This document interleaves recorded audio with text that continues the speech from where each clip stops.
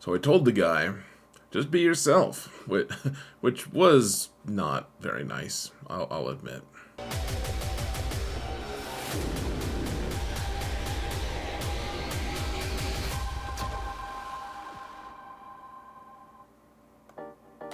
Hello everyone, and welcome to another episode of Xerath Prevails. Guys, we're talking about the 3v3 defense teams in GAC. It's gonna be a lot, and I don't want this video to go super long. Just remember, there's going to be a smaller account video talking about more approachable team comps, hopefully coming tomorrow, and that'll be released. But there's also an offensive teams video, and I think that these videos are the best, even for people with way smaller accounts, because honestly, this is the end game, and I want you guys to be able to point in that direction. You can see the team comps and plan accordingly, as opposed to, like, if you don't realize that young Lando is not good anymore, then you might put gear on young Lando early, and I would like to save you that hassle. Like, you'll know what's good just by watching this video in the end game. So that being said, I know that not everyone's gonna have these teams, but I think you'll be able to find a lot of them. Let's real quick just thank my patrons. You guys are awesome. Thank you guys so much for everything. All the support truly means the world to me. And guys, just a reminder, help me mount the algorithm. Please do it. Just like, subscribe, comment, do all that stuff. Ding the bell. Pretend like you're in Taco Bell. Pretend like you're in a boxing ring or something. Ding and ring and bling. There you go. There's some rhymes for you, in case you wanted that, in case that persuaded you. Now, let's get to the actual, whoa, we're in the game madness part.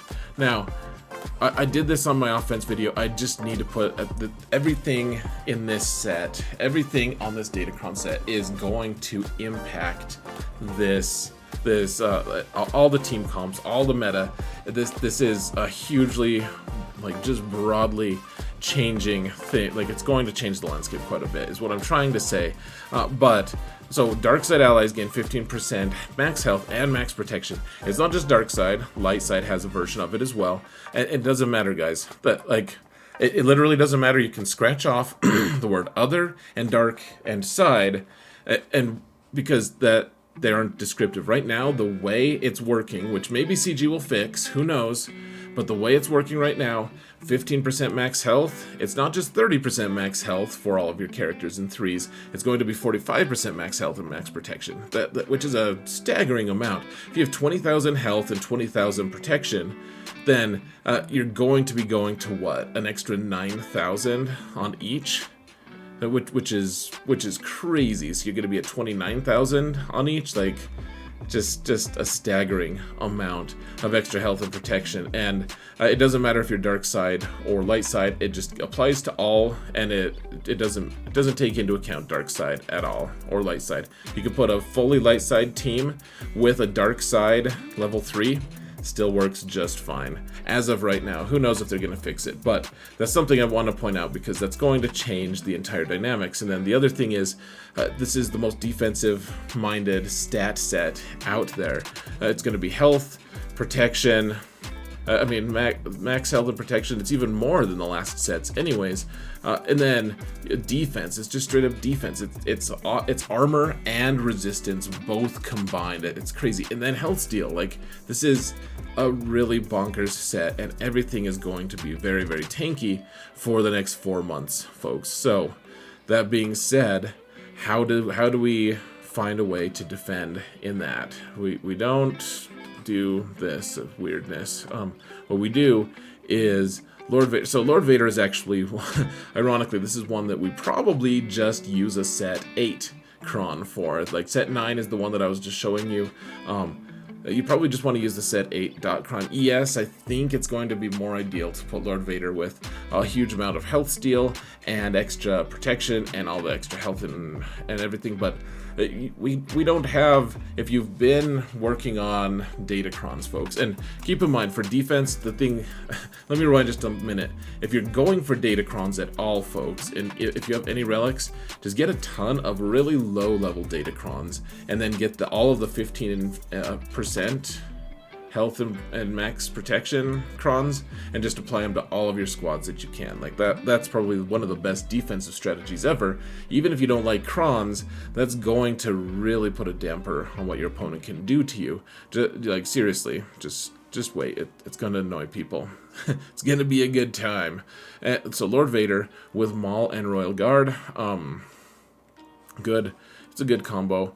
This team doesn't really get beat by the Fennec lead squads. Like this is really low percentage for Fennec lead, especially with the dot cron on Vader. It still loses to Supreme Leader Kylo at a high rate, but I think he's going to lose to Supreme Leader Kylo at a high rate regardless. And so if you can cut back on the off-meta stuff, that's going to be for the best. So, I think this is the best team for defense. You could also take him for offense and kill some stuff, though I think his ability to do damage, like he ramps, but he doesn't ramp fast enough, in my opinion, to really warrant taking him for offense when the things he's going to be trying to kill are going to be, twice as many hit points or whatever, at least 50% more hit points. Now, I do have Jedi Master Luke on the on the offense side as well. On defense, okay, so when I was looking at the insights page on GG, what I discovered was the team that defended at the highest rate against the most things was Jedi Master Luke with Jedi Knight Luke and Hoda. This is the best combo apparently for defense. Remember, it just gets railroaded by Sith Eternal Emperor. So if you're not prepared for that to happen to you, then I would suggest not using this. But this even beats like dash teams that try to beat it. So this is pretty strong. Remember, Jedi Master Luke's going to even be more tanky this time. Everyone is. The other one that I want to point out, guys, and this is one that I feel like everyone just kind of scoffs at, and they're like, oh, look at that gimmick. But it gets beat by Supreme Leader Kylo pretty easily, but like if people were counting on trying to kill it with Dash, I don't think Dash kills this. I think Dash kills everyone but Jedi Master Luke, and then Jedi Master Luke just recovers so many hit points that you can't kill him. You have to two-shot him. You can also, so it's a fairly easy two-shot, basically. I mean, he's going to perma-taunt because of Watt and everything. This team, it's top, I labeled it top secret, because it's not, it's like, a lot of people are like, oh yeah, people used to run it, but it's super easy to counter. I wouldn't say that it's exactly easy to counter with this current set, though. With all the defense you can have, with all the extra health and protection, Bastie's just going to make this more obnoxious. Now, of course, you don't get to use Watt with your Supreme Leader Kylo. There's problems with it, but if you want to do something to surprise your opponent, this team will probably do the trick. Yes, it gets... So, Supreme Leader Kylo can just solo this. And if that's going to be an option, then maybe seek other defensive teams. Like, Supreme Leader Kylo isn't going to solo this Jedi Master Luke team here. Like, the Jedi Master Luke team is not gimmicky as much as the Basti one is, but this one just, if they don't have the right teams, then they're just screwed. And if you need one team to just get one hold, this might do it. Supreme Leader, or Sith Eternal Emperor, Backpack Emperor, really struggles on this team, actually, in threes. There are ways for him to beat it, but with the extra health and protection, I'm not totally convinced the Sith Eternal Emperor is going to be able to destroy it. Maybe it can. I guess time will tell. You guys can let me know how that works out for you. Now, the best Rey team on defense right now against Starkiller especially, which is probably the most pressing, is Rey with Ben and the other Rey.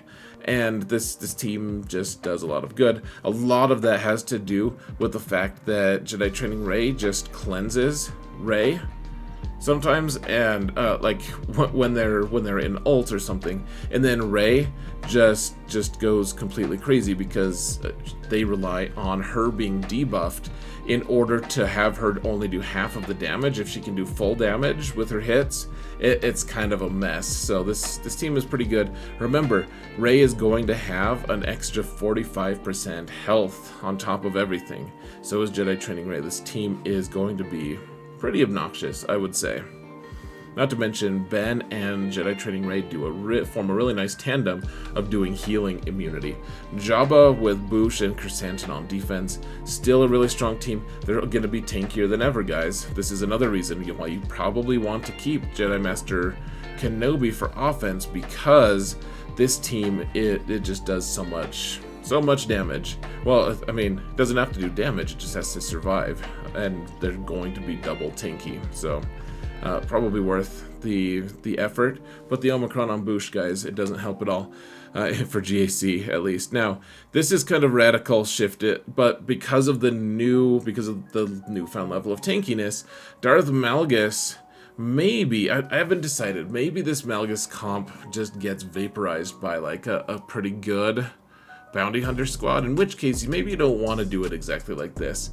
You know, if you're gonna just get disintegrated by Mando, maybe you don't, but I'm not sure if 3v3 if that's gonna happen. Maybe you want like Malak in here as well. You guys can decide on your own. This Malgus team though, like usually I like to run Jedi against it, maybe I like to use like Hondo, but because Malgus is so much more tanky, maybe he can just handle it, and people are just going to gamble trying to use a lesser team to try to take out your greater team, and then we're going to have the newfound Relic 9 Twin Towers of Revan and Malak. For all of those of you who are going for Leviathan, everyone's going to be Relic 9 except for poor Hot Topic Basti, in which case she is just going to hang out at, I guess, Relic 7 for me for a while. But this team, remember, one of the biggest threats to this team in 3v3 has been Troopers, but Malak is going to have a ton more hit points now, and maybe some extra defense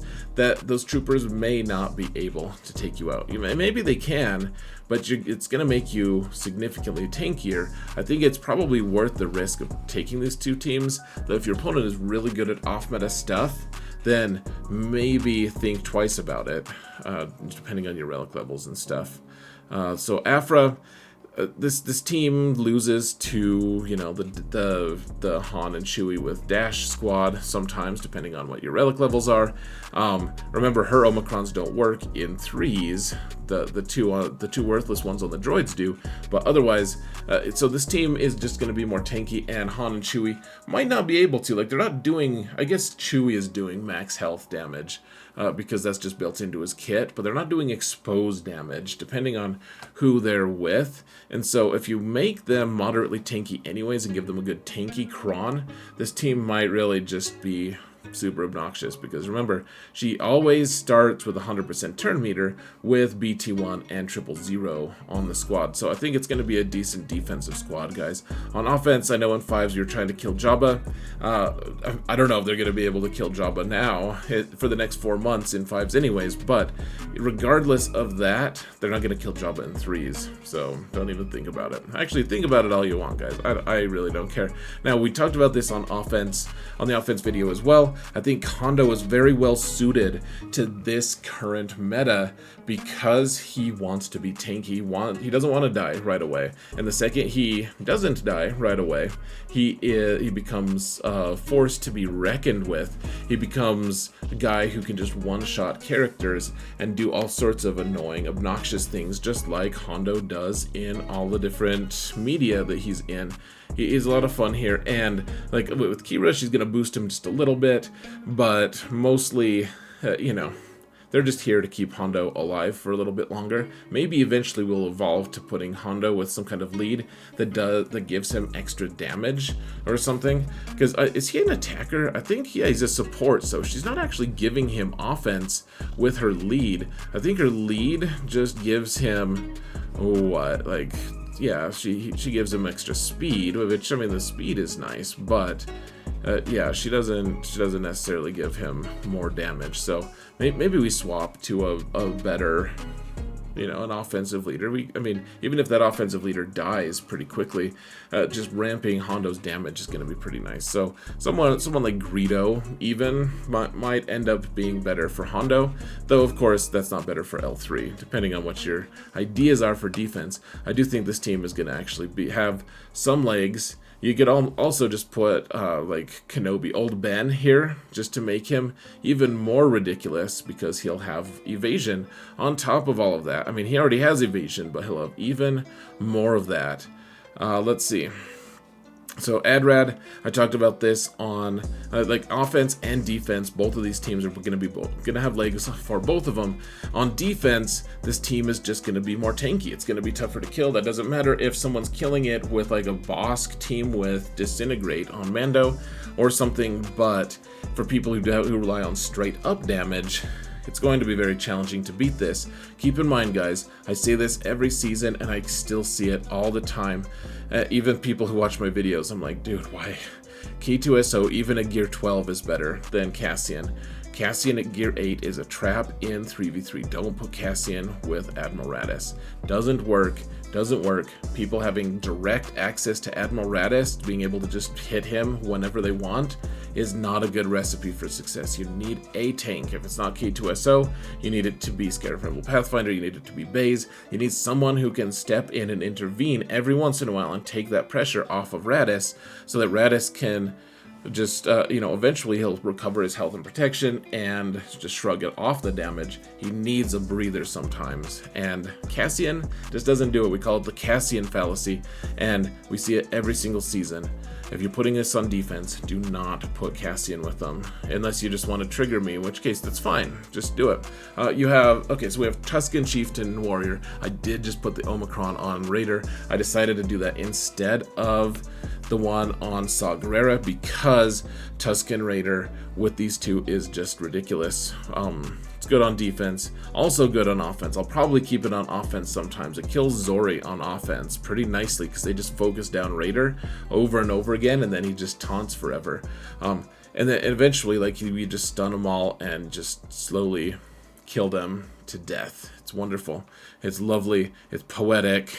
It's gruesome, everything you could want. But this team on defense is also fairly obnoxious, guys. I like it better, honestly. Like, so if you wanted to use your eventually maybe I will put the Omicron on Chieftain as well, and let Jango hang out, Scion of Jango.